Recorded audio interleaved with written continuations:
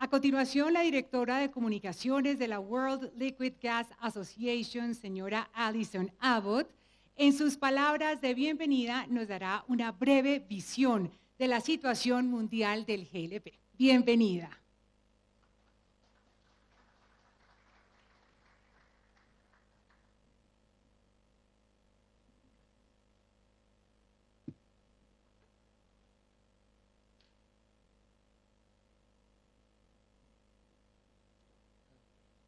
Buenos días, Colombia.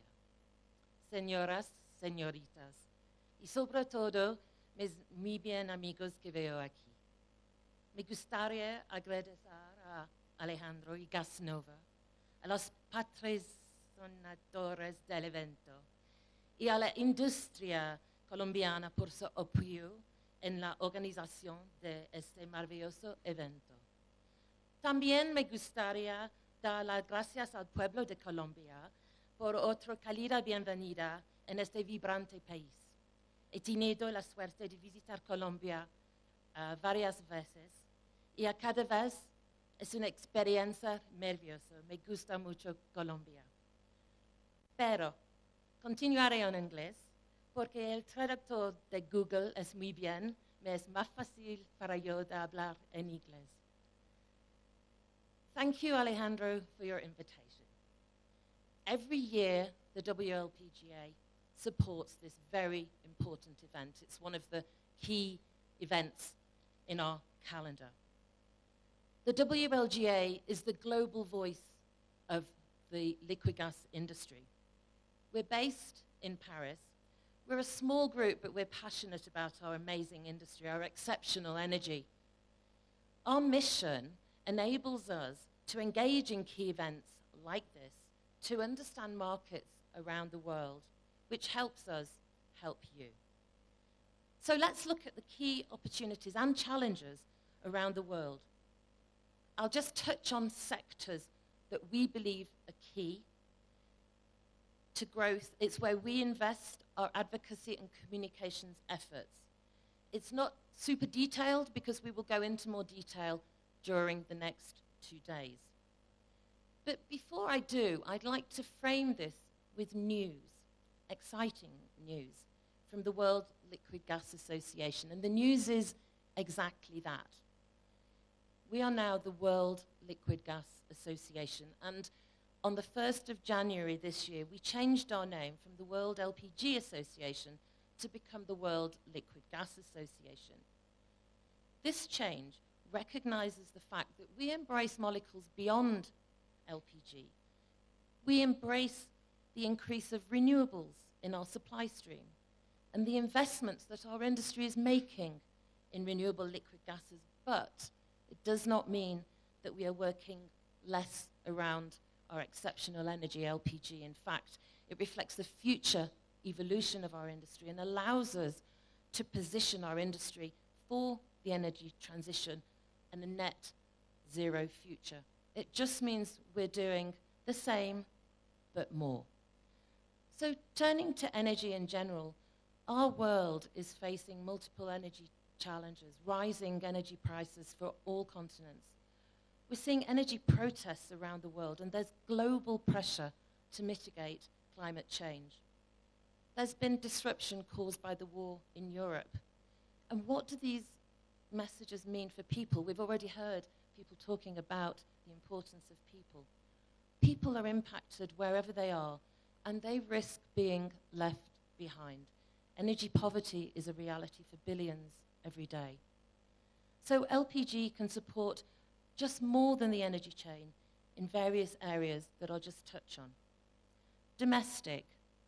I'm sure you've heard this statistic before, but some 3.8 million people die prematurely every year from exposure to household air pollution. This kills more than malaria, HIV, and TB combined.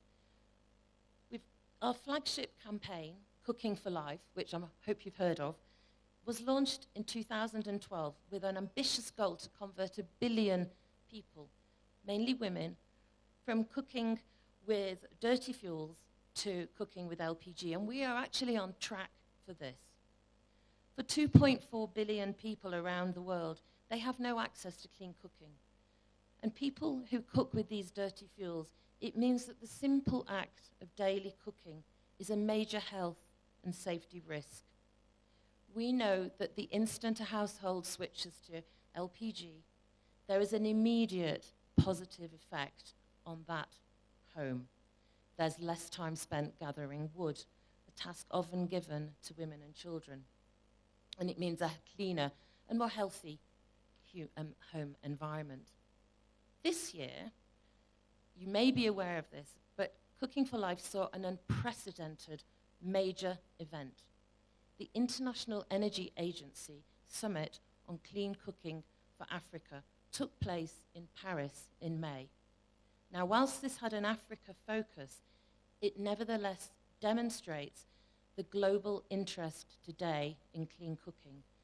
This was the largest ever clean cooking event with over 1,000 delegates, 4 heads of state, 55 government delegations. And the staggering result was that $2.2 billion was pledged to clean cooking projects in Africa. We're not focusing on Africa here, but the same can be applied to other parts of the world. And why not replicate this in Latin America? WLGA was proud to have a prominent seat at this table, and we've now set up a Cooking for Life task force to be a platform for industry participation. The deliverables include our roadmap for clean cooking in Africa, which will be launched in Baku at COP29 this November. We've touched on the importance of LPG for women, so let's just turn to gender equality for a moment. By switching to LPG, it means that women and girls significantly reduce their exposure to indirect pollution, but also it contributes significantly to SDGs, and particularly SDG 7. Our Women in LPG network is proud to have some impact on this, and I am very proud to be the co-founder of this network, along with Nikki Brown, who is sitting here as well. Women in LPG seeks to attract women at all levels of our industry. We now have 13 national chapters around the world, and on Monday, Nikki and I were in Santiago in Chile to launch our 13th national chapter, Women in LPG for Chile.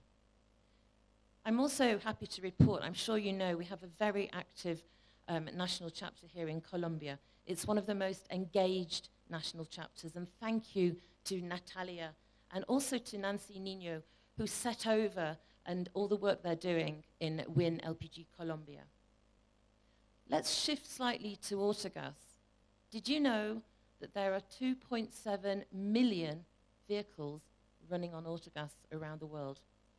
It's an immediate solution to improve air quality, especially in urban areas. We know it emits amongst the lowest levels of greenhouse gases of all commercially available fuels.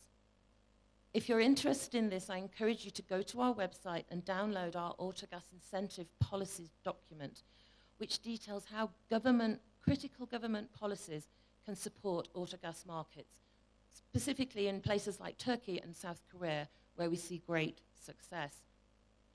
Another very exciting sector is marine. Now here's the thread. Shipping represents 3% of global greenhouse gas emissions, which is about 3 times the emissions of Turkey, or half of the EU. 63 cruise ships. Who likes going on cruises? So 63 cruise ships owned by Carnival emit almost 1.5 times the sulfur oxide of Europe's entire car fleet. 99% of global freight is transported by sea, making it an essential part of our major supply chain. So cleaning our shipping sector is critical. Today, there are more than 230 LPG-powered vessels on order, and there are already around 130 on water. Turning to power generation, another important sector, LPG is an attractive feedstock for power generation for backup power and off-grid. We know all the environmental benefits, And there are a range of applications from smaller generators to larger ones. We gather a library of case studies from all around the world so that you can see great examples of LPG for power generation. For example, turbines in Korea, Vietnam, over 300 offshore salmon farms in Chile. There are many, many examples that we can learn from. And as we finish our brief tour of the world of opportunity, of course, we have to consider renewable liquid gas.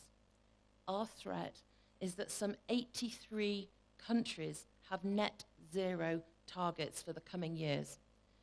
Renewable liquid gas has nearly identical properties to conventional LPG and can be delivered and stored in use in similar ways. It's predicted that globally by 2050, nearly 220 million tons of renewable liquid gas will be produced per year. And our reports show that 50% of non-chemical LPG demand can be met by renewable LPG by 2050. It offers an effective decarbonisation solution for hard-to-abate sectors and off-grid locations.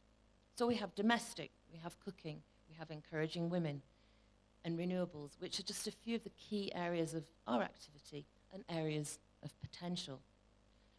Our industry, we should be very proud, already supplies energy solutions to billions of customers across all continents.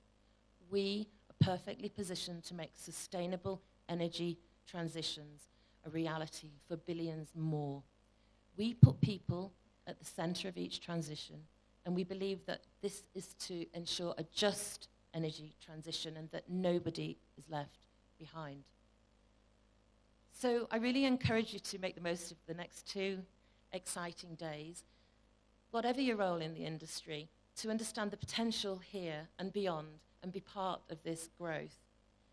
I'd like to close by inviting you all to join us during LPG Week in Cape Town in November this year. This is the premier global LPG event.